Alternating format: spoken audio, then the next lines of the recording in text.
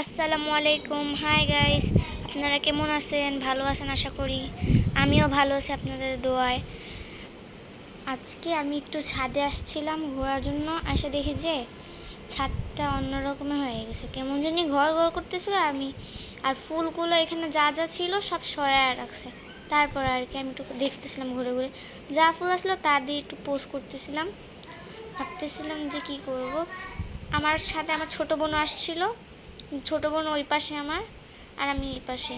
তারপর আমি এখানে ঘুরতেছি ঘুরতেছি, আমার ভাইও ছিল, আমার ছোট ভাই মানে আমার খালাতো ভাই, ও ওই পাশে ছিল।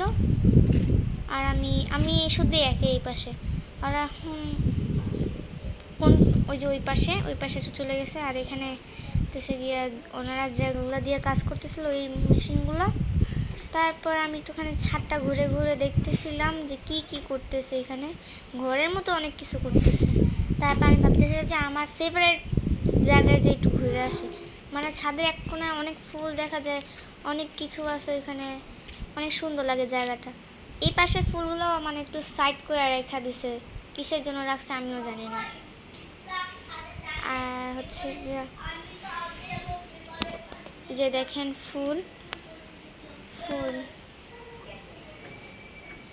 ফুলগুলা অনেক সুন্দর ছিল।